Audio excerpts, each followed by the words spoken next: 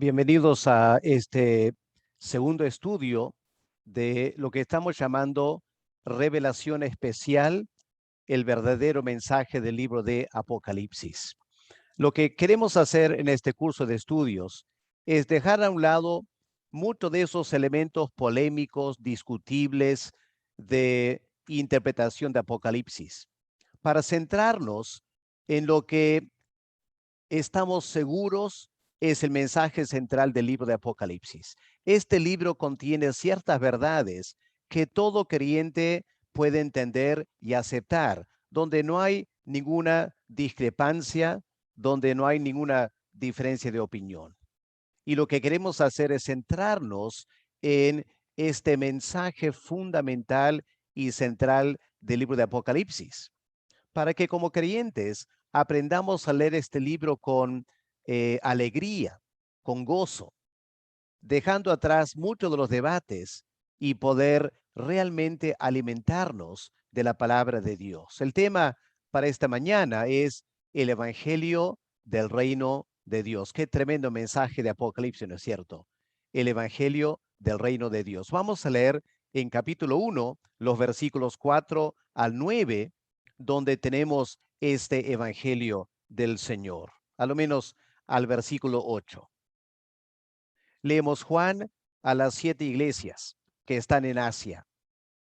Gracia y paz a vosotros del que es y que era y que ha de venir, y de los 7 espíritus que están delante de su trono, y de Jesucristo, el testigo fiel, el primogénito de los muertos y el soberano de los reyes de la tierra, al que nos amó y nos lavó de nuestros pecados con su sangre, y nos hizo reyes y sacerdotes para Dios su Padre.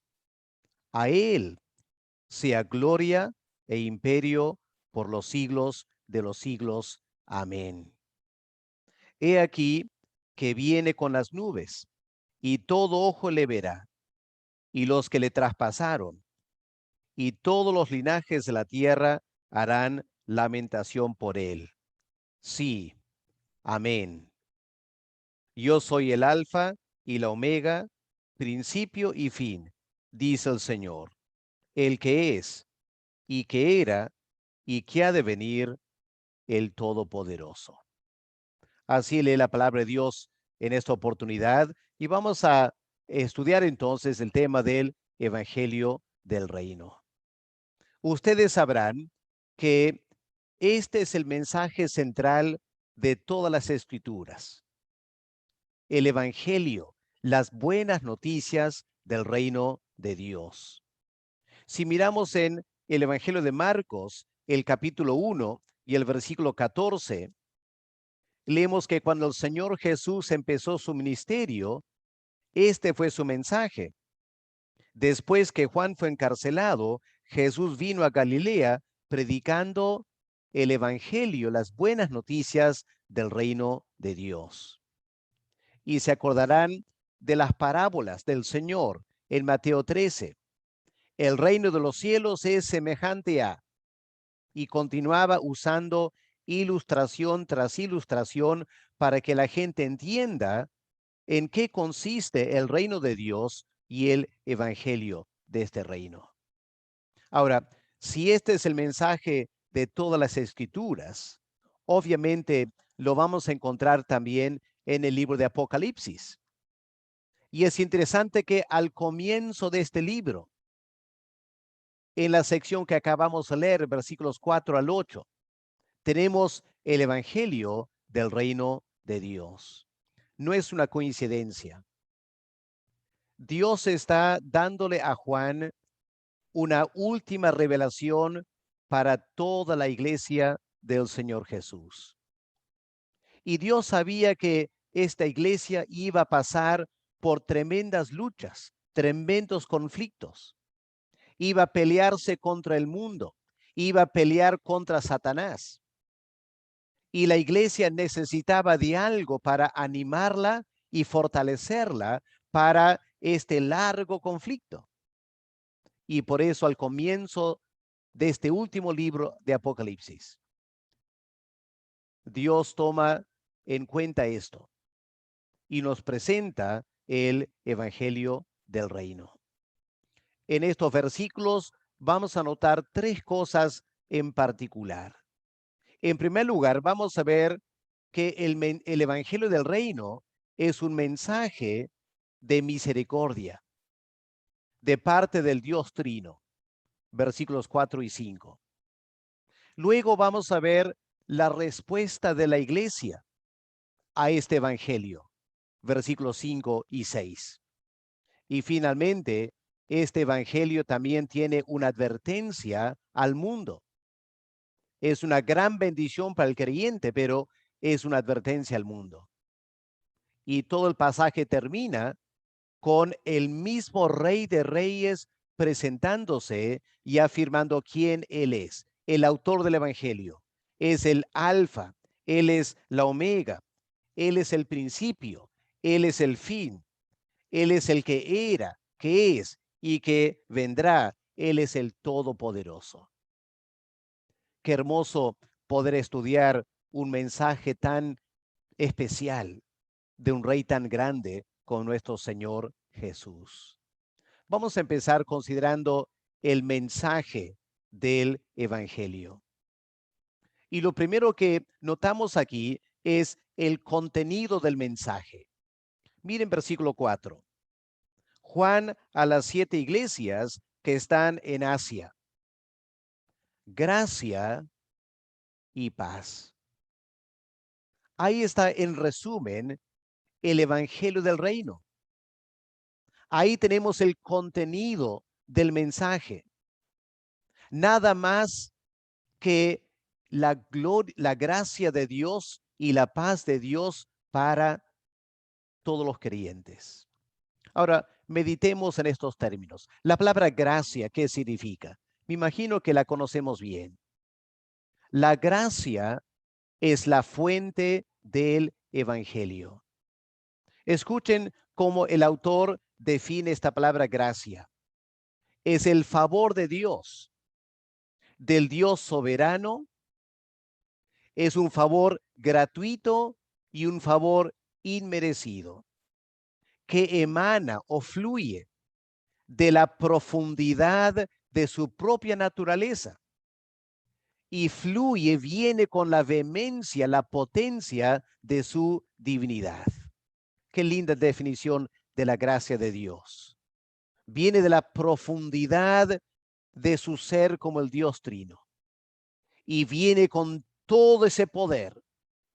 Es como un volcán que explosiona y trae a la raza humana gracia.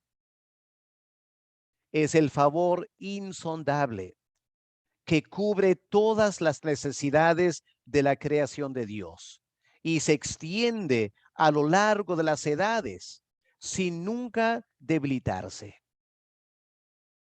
Nosotros, como criaturas de Dios, tenemos grandes necesidades. Y estas grandes necesidades son satisfechas por la gracia de Dios. Una gracia que se extiende desde el comienzo de la creación hasta el fin de la creación. Y nunca se cansa, nunca se agota. Tremenda es la gracia de Dios en el Evangelio. Y la palabra paz describe el resultado de la gracia de Dios. ¿De qué se trata esta paz? Bueno, básicamente, la paz de Dios abarca todas las bendiciones que Dios ofrece al pecador, que por naturaleza está expuesto al juicio y a la ira de Dios. Es lo que Dios ofrece al pecador, quien experimenta en esta vida los conflictos de las pasiones y deseos insatisfechos en medio de las luchas de la vida. En otras palabras, el ser humano en su pecado tiene una vida triste. El pecador tiene tremendos deseos, tremendos anhelos en su corazón, en su carne, y busca satisfacerlos y nunca puede hacerlo. El pecado lo tiene atrapado y tiene luchas y problemas y enfermedades y toda clase de cosas. Y en medio de esa situación de pecado, una luz ilumina, trayendo la paz de Dios. Y esta paz ofrece al pecador todo lo que necesitamos para poder vivir bien en esta tierra. Hay que recordar que sin esta paz, el ser humano es incapaz de disfrutar lo que tiene. El ser humano puede tener mucho dinero, abundantes bienes materiales, puede tener excelentes relaciones humanas en su matrimonio o con los hijos, puede lograr gran poder político. Pero la experiencia nos enseña que si el ser humano no tiene esta paz con Dios, no puede disfrutar esas cosas. Hemos escuchado, ¿no es cierto?, de gente de la farándula, grandes artistas que ganan mucho dinero, son tremendamente famosos y se quitan la vida. Y uno se pregunta, ¿y cómo se pueden quitar la vida si tienen una vida tan feliz?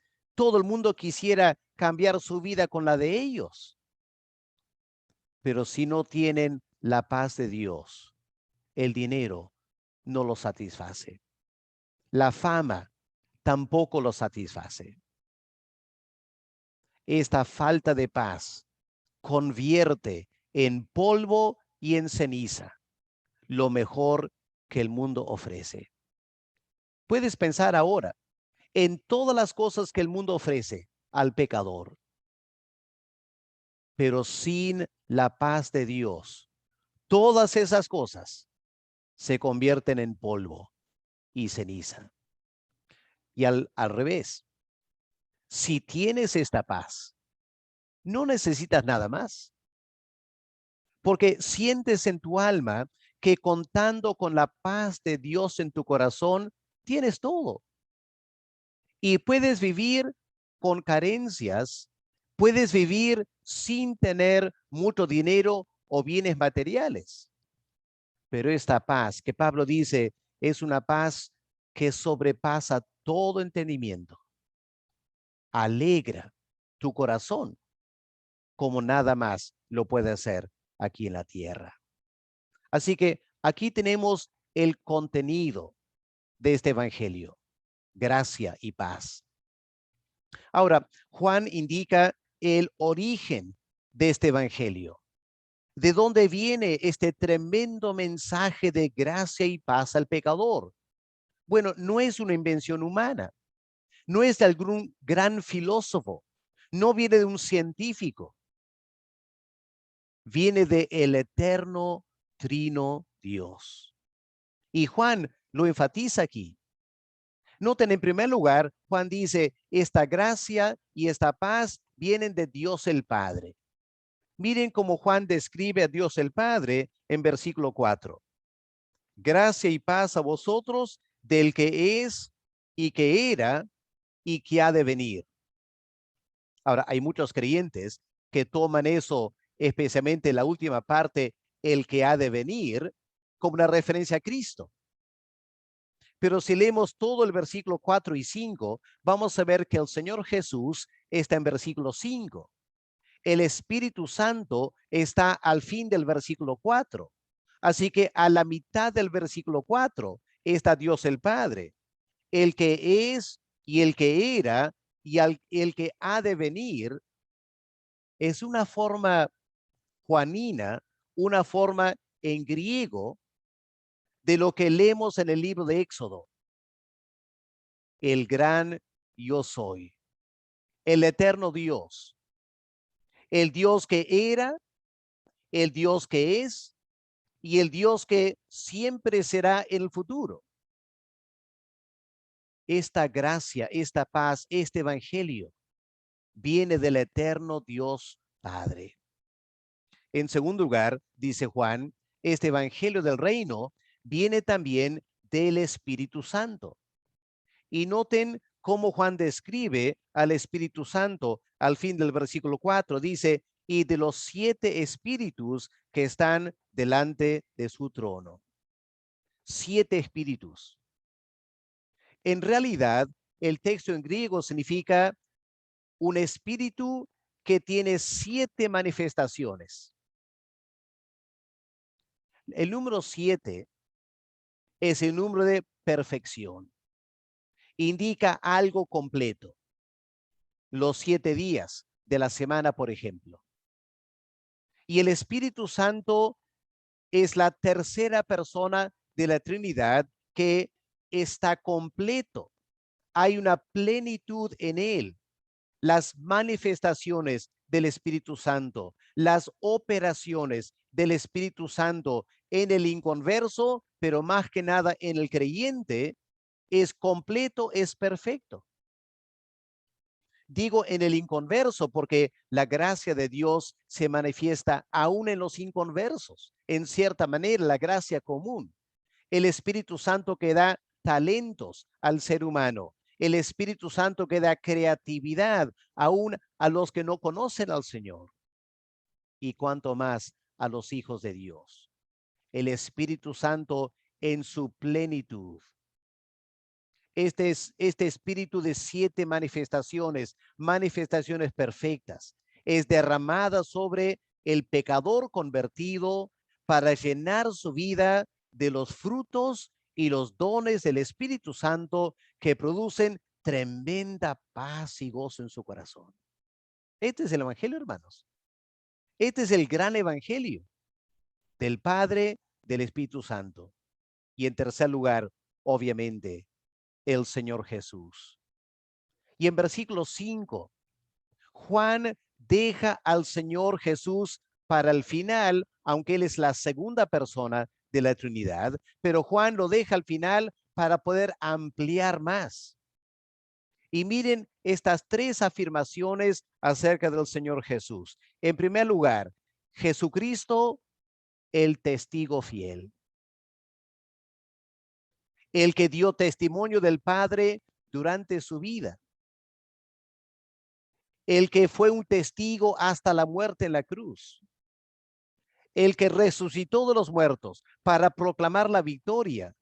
Nuestro Señor Jesús, nuestro Salvador, el que nos comunica gracia y paz. Es este testigo fiel. En segundo lugar, es el primogénito de los muertos. La palabra primogénito significa el que tiene mayor rango, el superior, el que encabeza todos los muertos. Porque claro, él en su forma encarnada en Jesús de Nazaret, él murió y resucitó de los muertos, triunfando sobre la muerte para reinar en gloria para toda la eternidad. Y los que están en Cristo van a resucitar con Cristo. Pero el Señor será la cabeza, el primogénito de todos los que mueren y resucitan en él. Y de todos los demás muertos también, por si acaso. Él es preeminente sobre toda la raza humana. Y por eso dice al final, y él es el soberano de los reyes de la tierra. Soberano sobre ellos. Yo sé que cuando vino por primera vez, los reyes de la tierra quisieron matarlo. Herodes trató de matarlo como bebé. Su hijo, el otro Herodes, trató de matarlo siendo ya grande. Y al final lo crucificaron con la venia de los judíos. Pero aquel que sufrió en este mundo como ser humano, volverá por segunda vez también como ser humano, en gloria, pero vendrá para reinar. Él es el soberano de los reyes de la tierra. Y fíjense, hermanos, qué tremendo motivo de alegría, ¿no es cierto? Nuestro evangelio, lo que nos salva, esta gracia y esta paz que llena nuestras vidas de gozo y alegría espiritual viene del Señor Jesús, nuestro Salvador, el origen del mensaje. Lo que notamos entonces es lo siguiente. Juan está diciendo, en primer lugar, el evangelio del reino es proclamado por la totalidad de Dios. No es solo una parte de Dios, no es ni siquiera una sola persona de la Trinidad. Las tres personas están a cargo de comunicar a la raza humana este evangelio del reino. Eso es fantástico, ¿no es cierto? Las tres personas trabajan a favor de este evangelio. Por eso en cada página de las Escrituras, desde Génesis hasta Apocalipsis, la Biblia proclama este evangelio de gracia y paz del Trino Dios. También Dios se encarga de proclamar este evangelio a lo largo y ancho del planeta Tierra. Hasta que el día de hoy hay iglesias en todo el mundo. Hay creyentes en todo el mundo, usando las redes sociales en todo el mundo, proclamando como estoy haciendo ahora para todo el mundo este evangelio de gracia y paz. Y Dios lo proclama para el bien de cada pecador. Cada pecador puede sintonizar algo de las redes sociales o puede acudir a alguna iglesia, puede conversar con un vecino, con un colega que es creyente. Dios tiene sus hijos regados por toda la tierra para que cada pecador pueda escuchar el evangelio. La pregunta que hay que contestar es, ¿cómo estoy respondiendo a este mensaje de gracia y paz? Esa es la gran pregunta, ¿no es cierto? ¿Cómo estoy respondiendo a este mensaje de evangelio? Eso nos lleva al segundo punto. La respuesta de la iglesia al mensaje del evangelio. Pueden mirar en la segunda parte del versículo 5 y el versículo 6, tenemos la reacción alegre y gozosa de la iglesia frente a este evangelio de gracia y paz. En versículo 5, de repente Juan exclama, al que nos amó. ¿Pueden sentir la emoción de Juan? Al que nos amó y nos lavó de nuestros pecados con su sangre y nos hizo reyes y sacerdotes para Dios su Padre. A él sea gloria e imperio por los siglos de los siglos. Amén. Ahora, Juan aquí está respondiendo y hablando a nombre de cada creyente.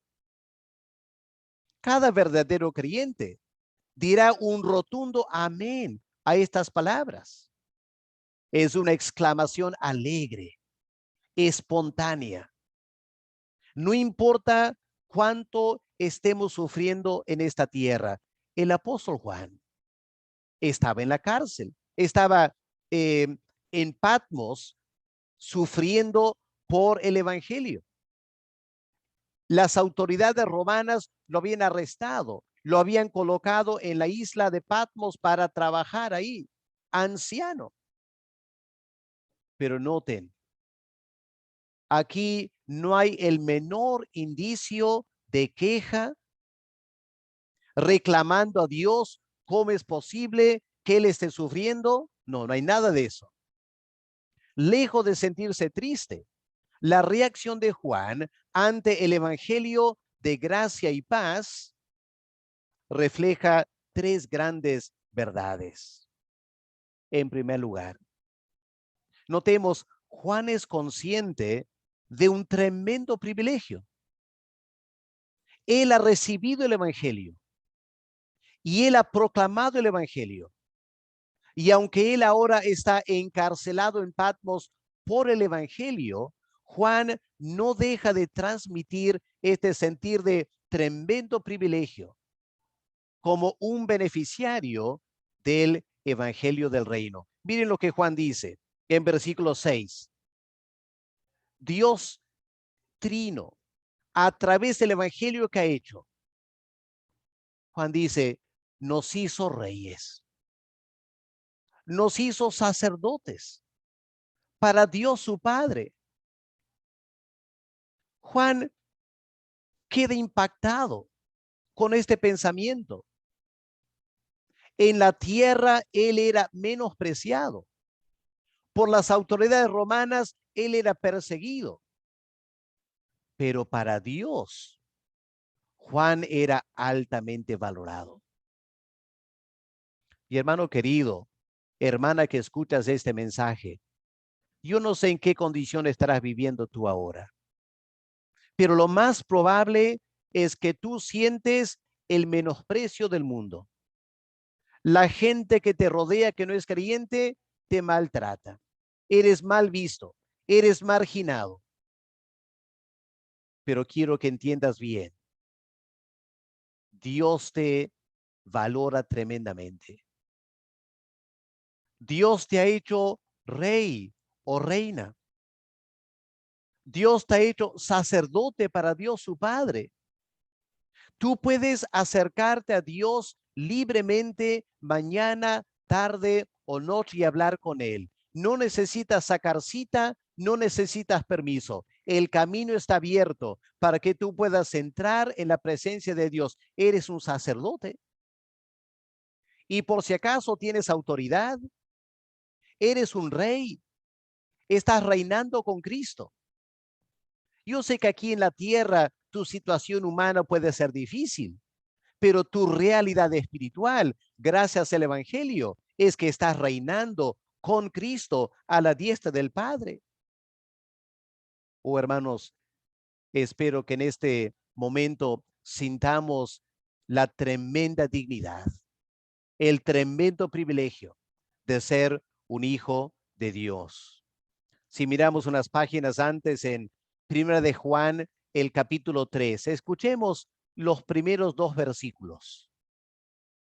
Mirad cuál amor nos ha dado el Padre, para que seamos llamados hijos de Dios. Qué tremendo privilegio. Somos llamados hijos de Dios. Por eso el mundo no nos conoce. No conoció al Señor Jesús. No nos conocerá a nosotros. Pero amados, dice Juan en versículo 2, ahora ya somos hijos de Dios, pero aún no se ha manifestado lo que hemos de ser, toda nuestra gloria, toda nuestra dignidad. Pero sabemos que cuando Cristo vuelva por segunda vez, cuando Él se manifieste en toda su gloria, nosotros seremos semejantes a Él. Y el mundo en ese momento va a quedar asombrado, anonadado, al vernos en gloria. Y la gente que te margina ahora, y la gente que te menosprecia ahora, va a sentir una tremenda envidia al verte lleno de gloria, un rey, una reina, un sacerdote de Dios, entrando a la eternidad. La iglesia reacciona en esta manera al evangelio del reino. En segundo lugar, Juan también es consciente de la fuente y el costo de este privilegio. No hay que pensar que para llegar a ser hijos de Dios, ser reyes, ser sacerdotes, fue algo fácil para Dios. No fue nada fácil, porque miren lo que leemos en el versículo 5. Juan dice, al que nos amó y nos lavó de nuestros pecados en su sangre. ¿Podemos captar eso? Somos pecadores. Nuestros pecados nos alejaban de Dios. Dios no quería ni acercarse a nosotros por tanto pecado que teníamos. Pero nuestro gran Salvador, vino a este mundo, se acercó a nuestras vidas. Él se encargó de lavarnos. Yo sé que cuando leemos Juan 13, el relato del Señor lavando los pies de los apóstoles, eso nos asombra, ¿no es cierto? El bendito Señor lavando los pies sucios, mugrientos y malolientes de los apóstoles. Pero nuestros pecados son mucho más viles que el polvo de la tierra. Y el Señor se acercó a nosotros y nos lavó del pecado. ¿Y cuál será el detergente que Él usó para limpiarnos de tanta maldad? Nos lavó en su sangre, no cualquier sangre. Él no derramó la sangre de animales para usar la sangre de ovejas o bueyes para lavar nuestros pecados. No, Él se entregó a sí mismo. Él derramó su sangre. Y es la sangre del eterno Hijo de Dios que nos limpia de todo pecado. Él nos lavó en su sangre. Por eso alguien ha dicho, es tan difícil entender el amor de Cristo como es entender los misterios de la Trinidad. Cualquier creyente que ha tratado de sondear la Trinidad, cómo Dios es uno en tres personas, desde la eternidad, gran misterio. El amor de Cristo para nosotros es un misterio más grande todavía. Imposible de entender cómo un Dios tan grande, tan santo, tan poderoso, se haya fijado en nosotros, pecadores, rebeldes, desobedientes, ingratos, para lavarnos en su propia sangre. Este es el tremendo evangelio, ¿no es cierto? Y la iglesia reacciona reconociendo el costo del evangelio y la fuente, el amor con la cual el Señor nos trata. Y el tercer aspecto de la reacción de la iglesia, Juan es deseoso de darle a Dios toda la gloria por este evangelio. Noten cómo en versículo 6 al final, Juan toma cuidado para terminar la reacción diciendo lo siguiente: a él sea gloria e imperio por los siglos de los siglos. Es de temer que muchos de nosotros, cuando pensamos en nuestra salvación, solo pensamos en nosotros mismos. Centramos el evangelio en mi necesidad. Y si no tenemos cuidado, empezamos a caer en la trampa de pensar que, bueno, Dios está ahí para atender a mis necesidades. Él sabrá y Él tendrá que perdonarme, Él tendrá que salvarme, Él que tendrá que rescatarme del infierno, Él tendrá que llevarme al cielo. Pero hermanos queridos, el evangelio no se trata de nosotros. El propósito del evangelio no es nuestro beneficio. Juan es claro aquí. El propósito principal del evangelio, la razón por la cual Dios manifiesta su gracia, la razón por la cual Dios nos da paz, la razón por la cual Jesús nos limpia del pecado, es para que Él reciba la gloria. A Él sea la gloria. Ahora, todo verdadero hijo de Dios entiende eso bien y se alegra y reconoce que es cierto eso. Y por eso decimos, amén. Amén. A Él sea la gloria. Y vamos a tener toda la eternidad para alabar y glorificar a aquel que nos amó en esta manera. Pero Juan termina este repaso del Evangelio del Reino, con una advertencia al mundo. Miren versículo 7. ¿Cuál es la advertencia? Versículo 7. He aquí, dice Juan, solemnemente Juan dice, he aquí que viene con las nubes. ¿Quién viene? Cristo viene. El Rey de Reyes viene. Él viene con las nubes y todo ojo le verá. Nadie se va a escapar. Los que le traspasaron, los que lo crucificaron, lo van a ver. ¿Se imaginan lo que van a sentir en ese momento? Esos soldados romanos, ese Sanedrín judío que ordenó la muerte de Cristo, esa muchedumbre que gritó, crucifícale, crucifícale, ¿qué van a sentir? ¿Se imaginan? Cuando ven a Cristo venir en gloria, lo verán. Pero el problema no será solo para ellos, porque Juan dice, y todos los linajes de la tierra harán lamentación. ¿Por qué? Porque lamentablemente, frente a este evangelio, la gran mayoría de la raza humana simplemente dice no a la gracia de Dios. Es increíble.